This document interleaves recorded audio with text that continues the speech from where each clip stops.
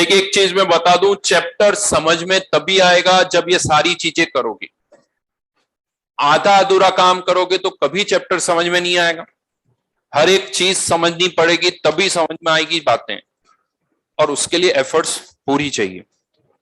आधी अधूरी एफर्ट से चैप्टर आप सोचो समझ में आ जाएगा, ऐसा नहीं होने वाला। ये सारी बातें पता, और इन सब पर भी क्वेश्चन आए हुए हैं, और जो मैं बोल रहा हूं इन सब पर क्वेश्चंस आए हुए हैं।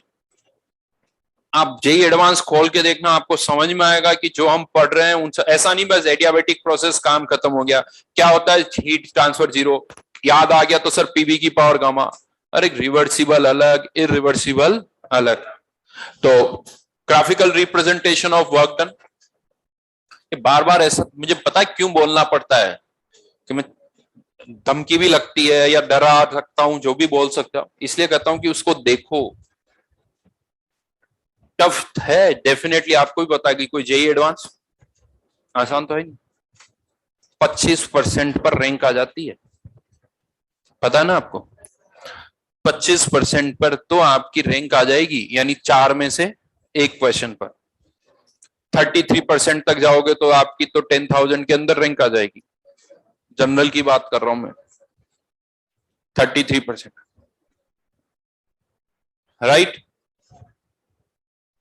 और गर्ल्स में तो और एडवांटेज है, जो बॉयज को 10,000 पर ब्रांच मिलती है, गर्ल्स को वो 14,000 पे भी मिल जाती है।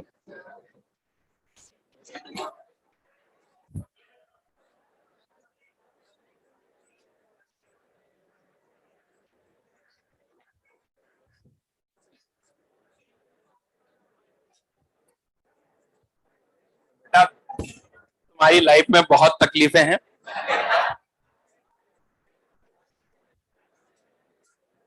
इसीलिए मेहनत ज्यादा करनी पड़ेगी, कोई ऑप्शन है भी नहीं।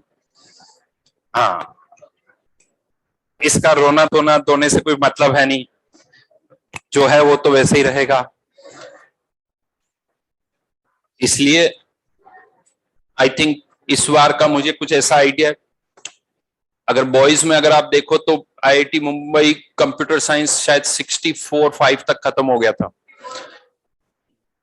गर्ल्स में शायद 348 पे भी कंप्यूटर साइंस मिला था।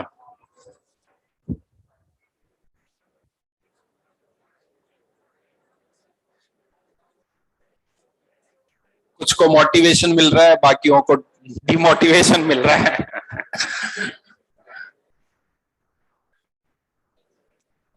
बट पॉइंट ये नहीं, पॉइंट ये कि 25% पर भी आपकी 15,000, आई थिंक इस बार के पेपर में मैं बात करूं तो 100 मार्क्स पर कुछ शायद 14-15,000 रैंक आ गई थी।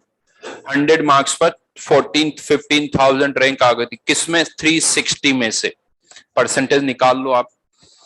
ये सिचुएशन, यानी अब आप सोचो कि 4 में से एक क्वेश्चन, और ऐसा नहीं कि उस पेपर में आपको दे दिया जाए तो यार ये 30% या 25% मार्क्स नहीं आ सकते, आ सकते हैं,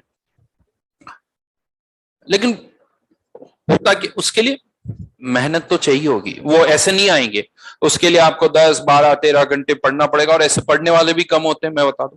10 लाख देते हैं, लेकिन सही तैयारी जो है ना 2-1 लाख ही कर रहे होते हैं, बाकी टाइम पास करते हैं। बाकी कोई होमवर्क है नहीं, होमवर्क 2 लाख भी नहीं करते होंगे, वो मैं बता दूं। सिंसियर होमवर्क जो है वो बहुत, 2 लाख भी ज्यादा बोल रहा हूं, उससे भी बहुत कम है। तो इसलिए सीधा ये सोच लो कि अगर होमवर्क हो रहा है आपका, यानी आपके अच्छे खासे चांसेस है।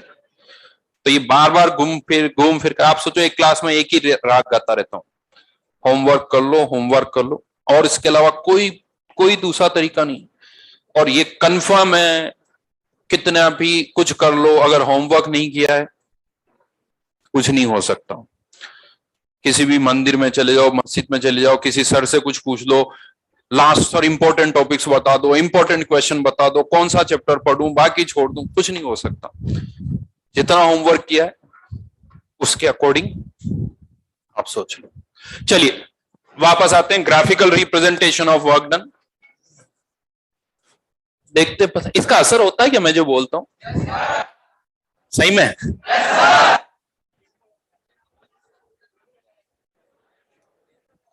अच्छा, मुझे या ऐसा लगता है सर आप सुना, या ऐसा कि हर कोई यही सुनाता रहता है सर, कितना सुनेंगे है? पक गए सर, जितने लेक्चर होते हैं उतनी हर बार कोई ना कोई यही सुनाता रहता है, नहीं? या चलिए खैर, ग्राफिकल रिप्रेजेंट भी आपको बता दूंगे, ऐसा बिल्कुल नहीं है। कंपटीशन सब जगह उतना ही है जितना यहाँ है।